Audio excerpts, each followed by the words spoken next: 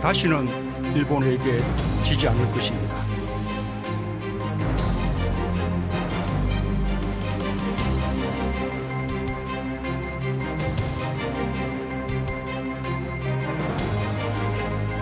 강제징용 판결에 대한 명백한 무역 보복입니다.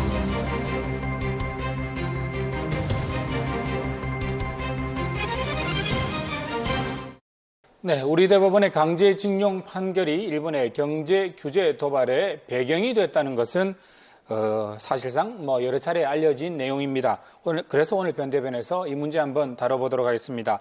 일제강점기 강제징용 노동자의 배상 청구권이 일본 정부의 주장처럼 1965년 한일 청구권 협정으로 정말 끝이 난 것인가?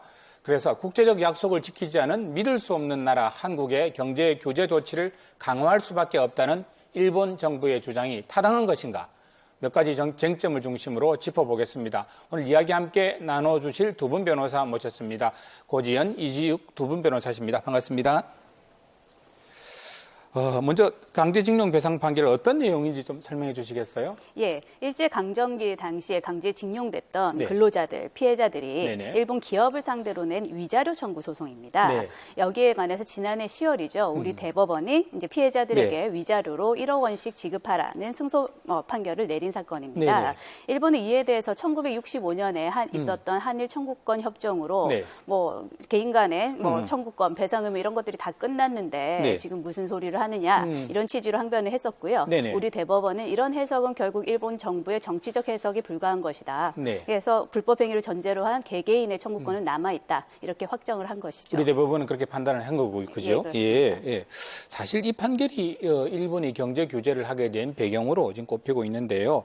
지난주에 우리 문재인 대통령도 그렇게 이야기하셨죠. 일본의 백색 국가 제외 조치는 우리 대법원의 강제징용 판결에 대한 명백한 무역으로 인한 무역 보복이다. 이렇게 못을 박았습니다. 그런데 무역 보복이라고 말할 수 있는 이런 근거가 있습니까? 네, 있습니다. 지난해 10월 이제 우리 대법원의 강제징용 판결이 있었고 지난주에 있었던 일본의 수출 규제 강화 결정까지 그 사태의 전개 등을 살펴본다면 네. 당연히 그거는 무역 보복 행위다라고 볼 수 있는 것 같습니다. 아베 신조 일본 총리는 이에 대해서 네. 한국에 대해 약속을 안 지키는 국가라고 말을 하면서 경제적 우대 조치를 더 이상 해줄 수 없다라는 말까지 했고요. 그렇죠. 네, 네. 관련 내용 한 VCR로 한번 살펴보겠습니다. 지난해 10월 한국 대법원이 일본 기업인 신일철주금의 강제징용 피해자 4명에게 1인당 1억 원씩의 위자료를 배상해야 한다고 판결했습니다. 1997년 일본에서 첫 소송을 시작한 지 21년 만이며 국내에서 2005년 2월 소송을 낸 지 13년 8개월 만의 판결입니다. 그날처럼 같이 이렇게 노예했더만 더 기쁜 거 이제 나 혼자만 살살해서 내 눈물 나오고 울음이 나오네. 그러나 일본 정부는 강하게 반발했습니다. 징용 피해자들에 대한 배상 문제는 1965년 한일 청구권 협정으로 모두 끝났다는 주장을 되풀이했습니다.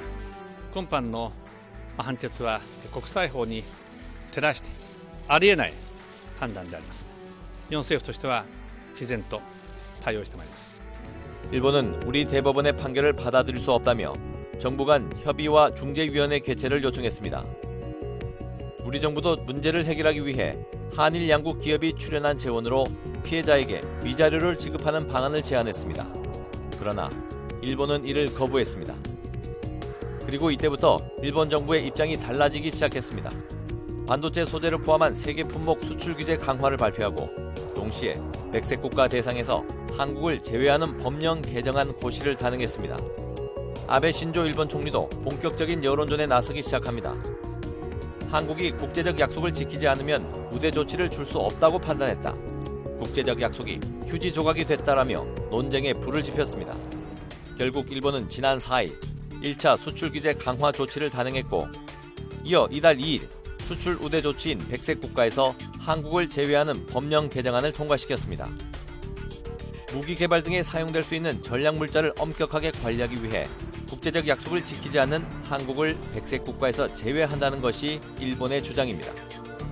그러나 이는 우리 대법원의 강제징용 판결에 대한 명백한 무역 보복 행위로 일본이 강조한 자유무역 질서를 스스로 부정하는 행위라는 비판입니다.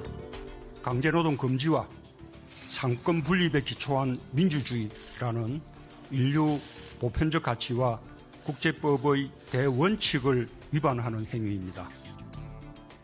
VCR에서도 보셨듯이 일본의 역사 문제 그리고 사법 문제로 경제 보복을 한다는 국제사회 비판을 피하기 위해서 여러 가지 이유를 들고 있습니다. 네. 그렇지만 이와 같은 전개들을 살펴본다면 결국에는 정치적 또 사법적 핑계를 이유로 경제적 보복을 하고 있다는 결론에 이르지 않을 수가 없습니다.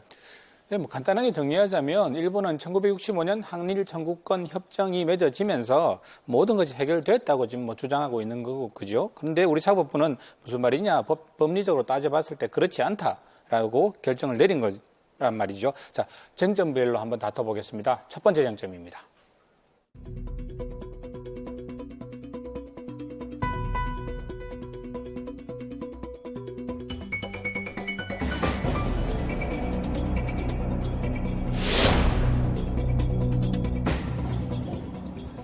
일제강점기 강제징용 노동자들의 피해에 대한 배상 청구권이 일본의 정부의 주장처럼 1965년 한일 청구권 협정으로 정말 끝이 난 것인가? 자, 이 문제지요. 자, 본격적인 토론에 앞서서 이주욱 변호사께서 일본 측의 입장을, 그리고 고 변호사께서 우리 한국 측 입장을 들어서 설명을 해주시겠습니다. 사실 이건 뭐 두 분의 개인적인 의견과는 전혀 관계없이 편의에 따라서 입장을 나눈 것에 불과하다는 거 다시 한번 말씀을 드리겠습니다. 자, 일제강제징용 배상 판결, 앞서 사건 개요는 저희들이 간단하게 훑어봤는데요. 지난해 10월 배상 판결을 받기까지의 과정이 그렇게 간단하지 않았다고 합니다. 간략하게 과정부터 좀 설명해 주시겠어요? 예, 첫 소송은 지난 1997년 12월경 일본에서 시작이 되었습니다. 22년 전에 시작이 됐군요. 맞습니다. 네. 고된 노역을 하고도 임금을 착취당한 강제징용 피해자들은 일제강점기 당시 신일본제철, 네. 현재 신일철주검을 상대로 일본 오사카 지방재판소에 강제징용 피해 보상 및 임금 배상을 위한 소송을 제기를 했었습니다. 네. 그러나 2001년에 이어 2003년 일본 최고재판소까지 1965년 한일 양국이 맺은 청구권 협정에 의해 개인에게 배상할 책임이 없다라는 판결을 확정을 했습니다. 이에 피해자들은 네. 2005년도경이죠. 네. 서울중앙지방법원에 손해배상 청구를 다시 합니다. 국내에 들어왔군요. 네, 그렇습니다. 1심과 2심에서는 앞서 진행된 일본 재판의 효력이 인정된다, 이런 판결이 나왔었는데요. 네. 하지만 2012년 5월경에 우리 대법원은 이 사건을 다시 파기환송을 했습니다. 네. 2013년 서울고등법원은 이 파기환송된 취지에 따라서 피해자 1인당 1억 원씩을 지급할 책임이 있다라는 판결을 했는데 이에 대해서 일본 기업이 다시 상고를 하면서 네, 불복했군요. 예, 그렇습니다. 다시 이제 대법원으로 올라가게 된 것이죠. 네. 이때부터 5년 2개월이 지난 지난해 10월에 네. 이제 결론이 난 것이죠. 당시 대법원 최종 확정 판결의 내용을 들어보시겠습니다. 네. 원고들은 미지급 임금이나 보상금을 구하는 것이 아닙니다. 이 사건에서 문제되는 원고들의 손해배상 청구권은 일본 정부의 한반도에 대한 불법적인 식민지배 및 침략 전쟁의 수행과 직결된 일본 기업의 반인도적인 불법 행위를 전제로 하는 위자료 청구권, 이른바 강제동원 위자료 청구권입니다. 이러한 강제동원 위자료 청구권은 청구권 협정의 적용 대상에 포함된다고 볼 수 없습니다. 결국에는 이러한 강제동원 위자료 청구권이 청구권 협정의 적용 대상에 포함될 수 없다는 그 판결에 대해서 일본 외무성이 반박하고 나서면서 논란이 확산이 되었습니다. 네. 일본 외무성은 1965년 체결된 한일 청구권 협정의 협상 기록의 일부를 공개를 하면서 한국의 강제징용 피해자들에 대한 보상 문제는 완전히 해결이 되었다. 그리고 한국 대법원의 강제징용 배상 판결과 한국 정부의 대응은 국제법 위반이라면서 적반하장 식으로 주장을 하고 있는 겁니다. 조금 전에 아베 일본 총리도 우리가 국제법 위반했다고 이야기를 하고요. 계속해서 일본이 우리가 국제법 위반했다 이런 이야기하고 있는데 일본이 어떤 조항을 들어서 지금 이런 이야기를 하고 있는 건가요? 예, 그 한일 청구권 협정의 대일 청구 요강은 모두 네. 8개의 항목으로 구성이 되어 있습니다. 네. 이 가운데 일본 외무성이 공개한 항목은 피징용 한일의 미수금, 보상금 및 그 밖의 청구권 변제를 청구한다는 내용이었는데 네. 이 말은 피징용 한일, 즉 한국에서 끌려간 징용 피해자들이 네. 징용 당시 못 받은 임금이나 징용에 대한 보상금, 특히 네. 그 밖의 청구권 등은 한국 측에서 보상해야 할 거 다 이미 청구를 했다라는 네. 내용인 겁니다. 대법원은 바로 이 부분에 관해서 네. 일본의 정치적인 해석이다 이렇게 말을 한 건데요. 네. 원래 한일 청구권 협정은 불법적 식민 지배에 대한 네. 뭐 사과와 배상을 전제로 한 그런 조약이 아닙니다. 아하, 네. 예, 한일 협정은 2차 대전 이후에 승전국들과 네. 일본 사이에 맺은 패전국인 예, 일본 사이에 맺은 예, 네. 전후 처리 방안에 관한 합의, 즉 샌프란시스코 조약으로부터 출발을 하는데요. 네. 당시 우리나라는 뭐 샌프란시스코 조약의 협정국이 아니었습니다. 아하, 네. 따라서 한일 협정은 태생적으로 이 샌프란시스코 조약에 구속이 될 수밖에 없었는데 네. 쉽게 말하면 당시 패전국인 일본이 네. 우리나라에서 물러가면서 네. 국내에 남겨두게 되는 여러 재산이라든가 청구권 문제들이 산적해 있었습니다. 네네네. 그 재산에 대해서 민사적으로 어떻게 청구하고 어떻게 해결할 것인가 네. 이러저러하게 해결하자라는 취지의 내용을 담은 것이지 네. 뭐 1910년도에 우리나라 한일 병합 사건 경술국치로도 불리는 그 사건에 관해서 네. 일본이 불법 지배를 했다 잘못했다 이것은 뭐 사과해야 된다 이런 문제에 대한 청산을 담은 내용이 전혀 아니었던 거죠. 샌프란시스코 조약은 전혀 다른 내용을 다룬 조약이었군요. 예, 그렇습니다. 네. 이런 이유를 들어서 한국 재판부는 청구권 문제, 특히 네. 위자료 청구권에 있어서는 최종적으로 확정이 됐다라는 그 문구에 네. 구속될 것이 아니고 결국에는 강제징용 배상 청구권이 여전히 남아 있다라는 취지로 보고 개인적인 청구권에 대해서 인정을 하게 된 것이죠. 네. 조금 이제 보태자면은 이제 한일 청구권 협정 체결 당시에 이제 의사록에 이런 내용이 있었다고 합니다. 네. 피징용자 피해 보상과 관련해서 이제 한국 측 대표가 강제적으로 동원해 정신적, 육체적 고통을 준 것에 대해 상당한 보상을 요구하는 건 당연하다라는 네. 말이 이제 의사록에 기록이 되어 한일 있었는데 청구권 협정 내용 중에서요. 그렇습니다. 네. 그렇기 때문에 일본은 네. 한일 청구권 협정 체결 당시에 이러한 부분이 반영이 되어 있었기 때문에 이미 이걸로 유무상의 5억 달러 상당의 제공을 했고 따라서 청구권 문제는 모두 해결되었다라고 주장을 하는 겁니다. 그런데 이런 일본 주장은 과거에 있었던 일본의 네. 뭐 관료들의 발언과는 좀 다릅니다. 아하, 네. 예, 한 시사 잡지에 이런 내용이 나오는데요. 네. 2018년도 11월 14일 일본 중의원 외무위원회에서 고쿠타 게이지 의원이 1991년도에 있었던 야나이 순지 당시 외부성 조약국장의 발언을 이렇게 인용을 합니다. 네. 당시 야나이 국장은 참의원 예산위원회에서 한일 청구권 협정은 양국이 국가로서 가진 외교 보호권을 서로 포기한 것이다. 개인의 청구권은 국내법적 의미에서 소멸한 것은 아니다라고 말을 했는데요. 네. 이에 대해서 고노다로 일본 외무장관도 1965년도 한일 청구권 협정이 개인 청구권 자체를 국내법적 의미로 소멸시킨 것은 아니다라고 답한 바가 있습니다. 이렇게 볼 때 최근 달라진 일본의 입장, 그들의 주장은 스스로가 밝혀왔던 과거의 입장과는 굉장히 다른 모순적인 상황임을 알 수 있습니다. 네, 1991년의 일본과 지금 현재인 2019년의 일본이 전혀 다른 일본이 아닌데 어떻게 일본 내에서 이렇게 상반된 주장을 하는지 저희들도 잘 이해가 가지 않습니다. 자, 첫 번째 쟁점, 한일 청구권 협정으로 개인의 청구권까지 소멸되었는가에 대한 답이 이쯤에서 나오는 게 아닌가 싶기는 합니다. 자, 두 번째 쟁점으로 계속해서 넘어가 보도록 하겠습니다.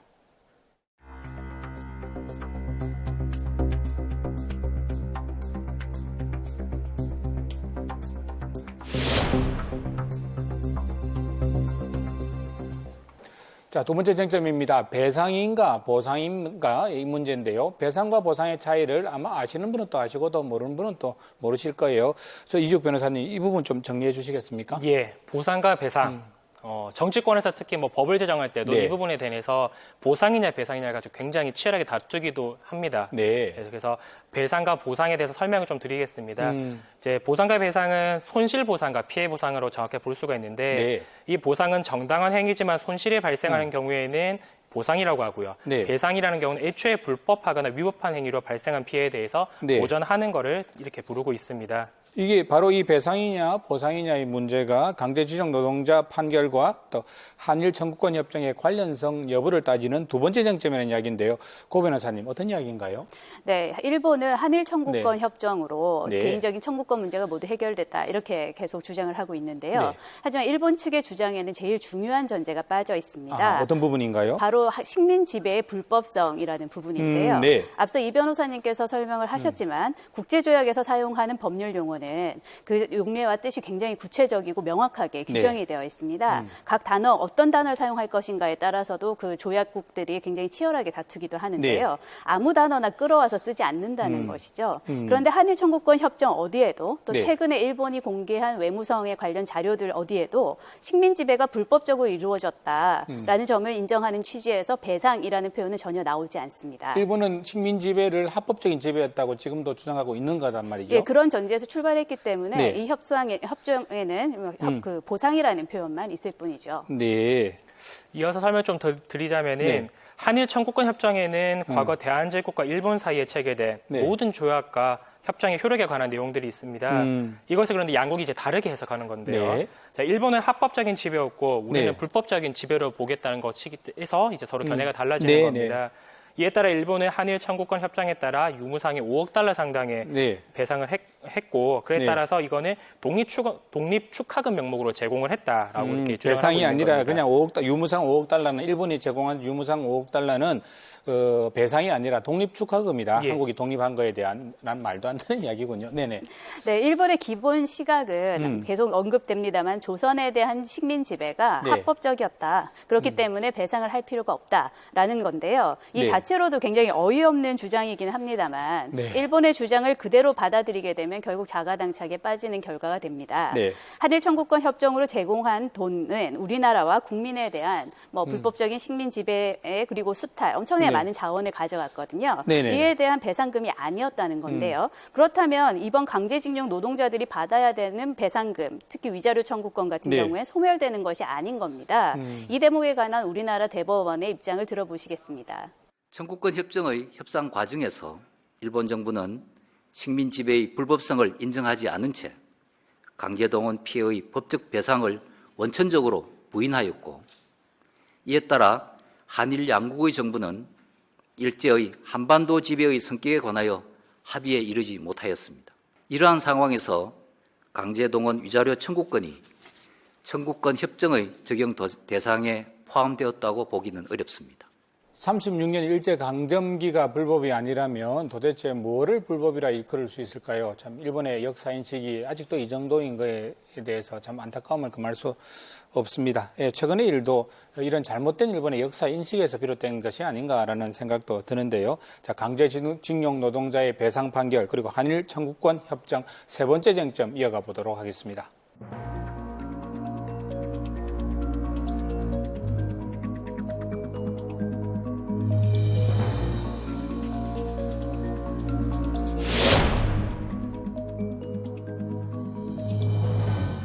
세 번째 쟁점은 청구권 소멸 시효가 지났다. 뭐 이 이야기네요. 이 변호사님 지난 거 맞습니까? 일본 측 주장에 따르자면 지난 것으로 볼 수 있을 것 같습니다. 민법상 이제 우리 민법상 불법 행위에 기한 손해배상 청구권의 소멸 시효는 10년으로 보고 있는데 그 기산점 언제부터 청구할 수 있는 것이니까 소멸 시효 기산점은 불법 행위가 발생한 날로부터 계산을 합니다. 강제징용 피해자들의 그러면 청구권의 소멸 시효는 일본의 패전한 1945년 8월 15일부터 진행되었어야 하고 따라서 일본 주장에 따르면 1955년 이미 청구권은 소멸되었다라는 주장인 겁니다. 그렇네요. 10년이 지났으니까요. 그렇다면 강제징용 노동자의 청구권 소송 그 자체가 이제 성립 안 하게 되는 건가요? 어떻게 됩니까, 변호사님? 그렇지는 않습니다. 우리 대법원의 확립된 판례에 따라서 권리자가 권리를 행사를 하는 데 있어서 법률적인 어떤 장애 사유가 있다고 하면 시효 자체는 진행되지가 않습니다. 대법원에서는 이 사건에 관해서 그 판례를 인용을 한 건데요. 피해자들이 소를 제기한 2005년 2월 까지 한국에서는 권리를 행사할 수 없었던 어떤 객관적인 장애 사유가 있었다고 본 것이죠. 우리나라는 2004년도에 이르러서야 일제 강점 하에 있었던 강제동원 피해자들에 관한 진상규명법을 제정을 했고요. 그때 만들어졌군요, 법이. 네, 그렇습니다. 그 후속 조치로 2005년도 1월경 청구권 협정에 관련된 일부 문서가 공개되고요. 2005년도 8월경에 이제 일제 강점기 하에 있었던 이 반인도적 불법 행위에 관한 관과 민간 사이에서의 어떤 조사단이 네. 예, 꾸려지면서 이런 결과들이 나오기 시작을 하는데요. 결국에는 법원은 그 무렵까지는 예. 피해자들이 뭐 권리 유무 자체가 불투명하기 네네. 때문에 법원에 소를 제기할 수 있었다라는 걸 알지 못했다. 이렇게 본 것이죠. 결국엔 법률상 장애가 있었다고 판단한 것입니다. 네. 뭐 고변호사님 주장도 일리가 있습니다만은 네. 이제 일반적인 경우에는 또 이렇게 그 소멸시효의 중단 사유를 인정받기가 좀 어렵습니다. 네, 일반적인 경우에서는요. 네, 법원이 이제 법적 장애 사유, 또 법률상 네. 장애 사유로 표현하기도 하는데 사실상 장애 사유를 이렇게 두 가지 구별할 때 네. 대부분은 사실상 장애 불가하다라고 봅니다. 그래서 예외를 사실 거의 인정하지 않는다는 거고요. 네, 네. 법의 안정성 때문에 이 예외를 잘 인정하려고 하지 않는 겁니다. 네. 그래서 이번 사건 같은 경우에도 사실 소송이 아닌 사회적 합의를 통해서 해결의 방법을 찾았다면은 네. 오히려 논란거리가 좀 더 줄어들지 않았을까라는 생각은 듭니다. 네. 일제 강용 피해자들이 과연 뭐 1억 원이라는 위자료를 받기 위해서 이런 소송을 했다고 생각되지는 않습니다. 네. 역사에 대해서 제대로 마주보고 평가를 하자라는 취지에서 시작을 됐다고 보고요. 네. 이런 점을 고려한다면 이 사건과 같은 반인도적, 반인륜적 전쟁 범죄의 피해에 대해서 네. 시효 문제는 얼마든지 예외가 적용될 수 있다고 보입니다. 네, 네. 더불어 2차 대전이 끝난 이후에 74년이 지났지만 현재까지 일본은 과거의 잘못을 인정한다거나 반성한다는 명시적인 태도를 전혀 보이지 않고 있습니다. 충분히 책임짐으로써 어떤 실질적인 평화를 이룩하는데 그 독일 국민들의 네. 모습을 보시면 그런 부분을 알 수가 있는데 네. 또 일본 역시도 이런 독일 국민들의 태도를 좀 본받았으면 합니다. 그러게 말입니다. 우리가 누차 이야기하는데 독일 좀 보고 배워라 그런 이야기 하는데 독일로부터 기술은 배우는데 그런 마음가짐은 못 배우는 것 같습니다. 안타까운 일입니다. 초유의 한일 경제 갈등 그 배경이 된 강제징용 노동자 대법원의 판결과 1965년 한국권 한일 청구권 협정을 둘러싼 쟁점들 짚어보고 있습니다. 자, 우리 시민 배심원들께서는 어떻게 보고 계신지 거리로 나가봤습니다. 역사 문제는 역사 문제고 경제적인 건 경제적이고 그러니까 별개의 문제인데 이거를 괜히 다른 분야의 문제를 끌어들여서 일을 크게 벌이는 것 같아서 잘못되었다고 생각합니다. 솔직히 이거에 대해서는 저희 나라의 잘못도 있다고 생각합니다. 왜냐하면 저희 한일 수교 할 때 저희가 확실히 사과를 받고 그 개인의 제대로 된 보상액을 측정해서 그 개인들에게 보상을 해주고 적절한 조치를 취했어야 했는데 그래도 결과적으로 그때 당시에 제대로 된 조치가 이뤄지지 않은 거기 때문에 일단은 그래도 지금에서라도 이렇게 적절한 배상 조치가 이뤄지는 것은 맞다고 봅니다.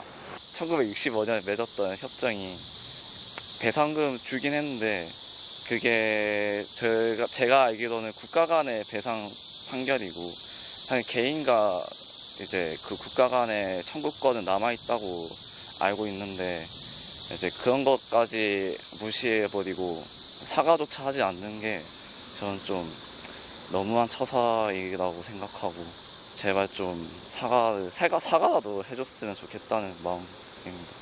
이미 과거에 해결된 문제라고 그런 식으로 별거 아닌 문제로 치부해버리니까 일단 대한민국 국민들 입장에서는 기분이 나쁠 수밖에 없는 상황이고 역사적인 문제 가지고 국제적인 제재까지 가하는 거는 설득력이 없다고 생각합니다.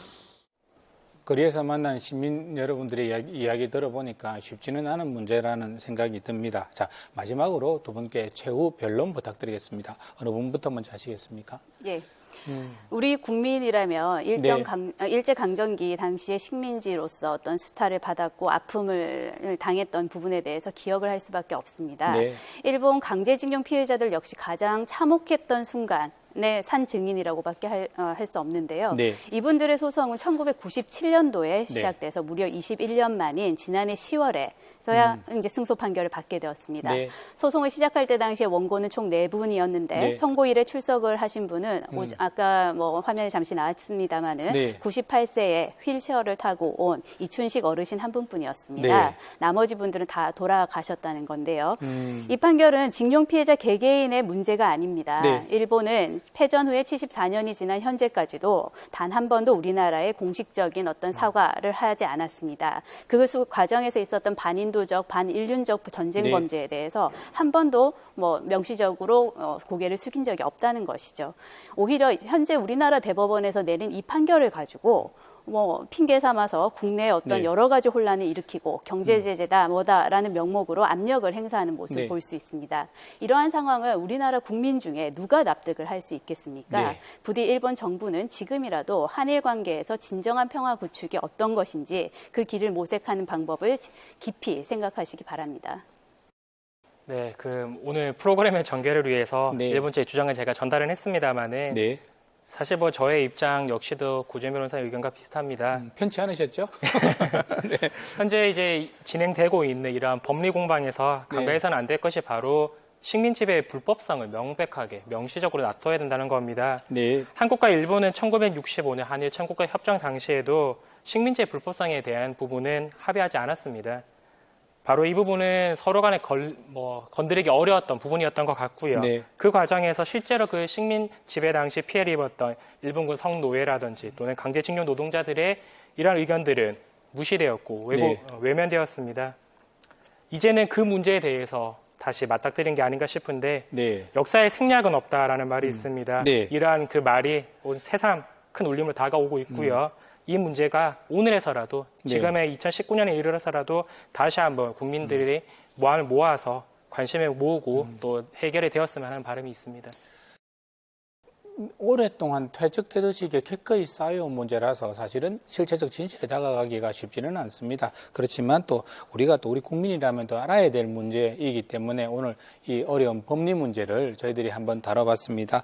두 분 변호사님 장시간 수고하셨습니다. 고맙습니다.